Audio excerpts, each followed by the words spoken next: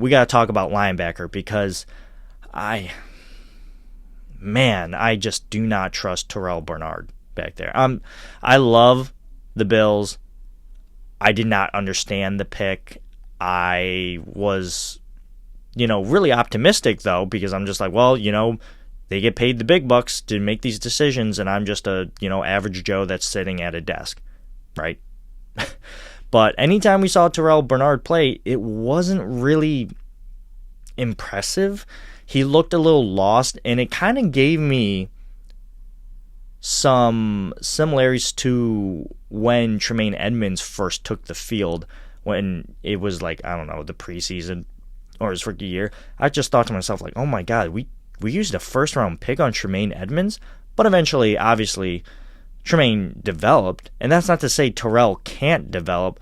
I just don't think his ceiling is as high as Tremaine Edmunds. So that's kind of a big problem, if you ask me. But if I did so many mock drafts, Bills Mafia. I did so many mock drafts. And that's probably going to be on an episode of itself. But Jack Campbell's always there with the first pick, but he's not there with the second pick. And I don't really know what to do.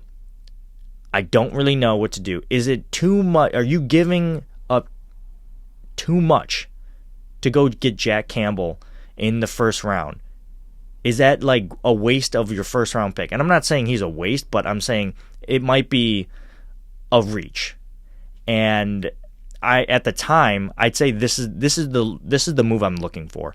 Remember when the Bills drafted Ed Oliver? Now it turns out like maybe that pick wasn't the best considering who went after Ed Oliver. But if you look at that pick and where it came from, the Bills picked number 9 at that draft.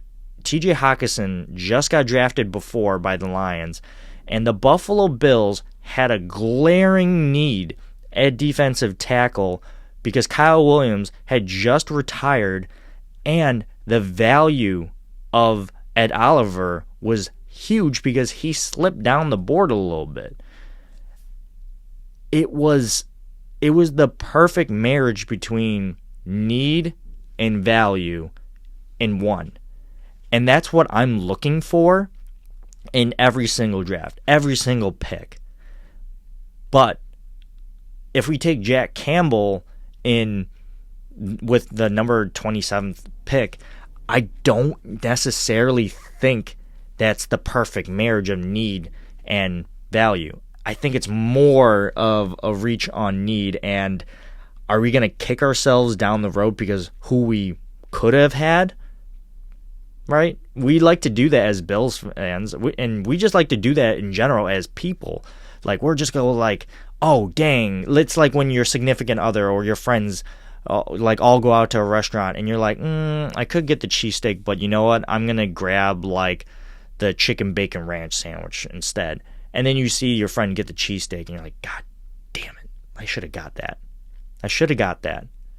I could have gotten this maybe at a different time or got it some other way or form, as I don't know, but you get what I'm saying.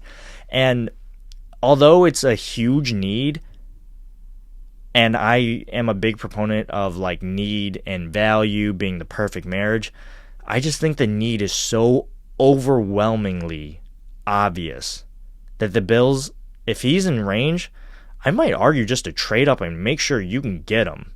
Like, remember last year when the Bills traded up to get Kaiir Elam? I only think they did that because someone got off the board, or the Chiefs traded up and got someone.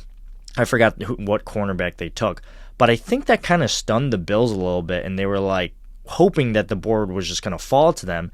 Now, that's not to say that I don't think Kaiir Elam wasn't their original pick, but I do think that it lit a fire under Bean, going like, okay, enough is enough.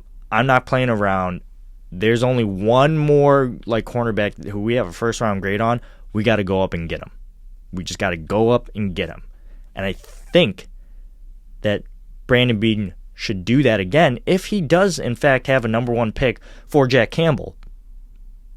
Just don't wait around and let someone come and scoop your guy from you.